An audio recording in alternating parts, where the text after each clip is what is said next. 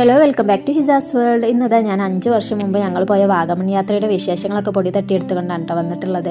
നിനുവിന് 2 വയസ്സുള്ളപ്പോൾ പോയതാണ്. ഇന്നത് അവൾക്ക് 7 വയസ്സായിട്ടോ. ചില യാത്രകൾ അതങ്ങനെയാണല്ലോ, നമ്മുടെ മനസ്സിൻ്റെ അടിത്തട്ടിൽ ഇങ്ങനെ ആഴത്തിൽ പതിഞ്ഞിരിക്കും. അങ്ങനെ ഒരു യാത്രകളൊന്നാണ് കേട്ടോ അന്നത്തെ ആ വാഗമൺ യാത്രയും.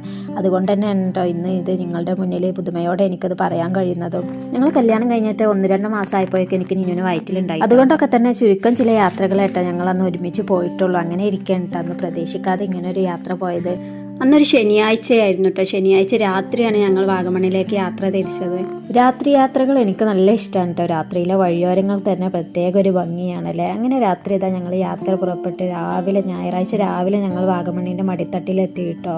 പ്രകൃതിയുടെ അതിമനോഹരമായ മുഖമാണ് കേട്ടോ അവിടെ. പ്രകൃതി എത്രത്തോളം മനോഹരിയാണെന്ന് അവിടുത്തെ ഓരോ സ്ഥലവും ഓർമ്മപ്പെടുത്തിക്കൊണ്ടേയിരുന്നു. മാനം മുട്ടി നിൽക്കുന്ന മൊട്ടക്കുന്നുകളും ഇളംവെയിൽ മുത്തം വെക്കുന്ന പൈൻവാലിയും പച്ച പർവ്വതാനി വിരിച്ച തേയിലത്തോട്ടങ്ങളും എല്ലാം കാണേണ്ട കാഴ്ച തന്നെയാണ് കേട്ടോ. പിന്നെ ഞങ്ങൾ പോയത് തങ്ങൾപ്പാറയിലേക്കാണ് കേട്ടോ. ഷെയ്ഖ് ഫരീദുദ്ദീൻ വലിയുള്ളാഹി അന്ത്യവിശ്രമം കൊള്ളുന്ന തങ്ങൾപ്പാറ.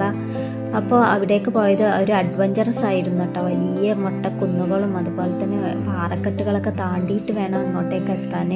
പിന്നെ ഇടുക്കിയുടെ അഹങ്കാരമായ ഇടുക്കി ഡാമിലേക്കും പോയിട്ടോ. അങ്ങനെ എല്ലാം കഴിഞ്ഞ് ഞങ്ങൾ അവിടെ നിന്ന് പോന്നു. അപ്പോൾ ഇത്രയൊക്കെ ഉള്ളൂ കേട്ടോ ഈ വീഡിയോ. അപ്പോൾ നിങ്ങൾക്ക് ഇഷ്ടപ്പെട്ടെങ്കിൽ തീർച്ചയായിട്ടും ലൈക്ക് ചെയ്യുക, ഷെയർ ചെയ്യുക, കമൻറ്റ് ചെയ്യുക, അതുപോലെ തന്നെ സബ്സ്ക്രൈബ് ചെയ്ത് സപ്പോർട്ടും കൂടി ചെയ്യുക.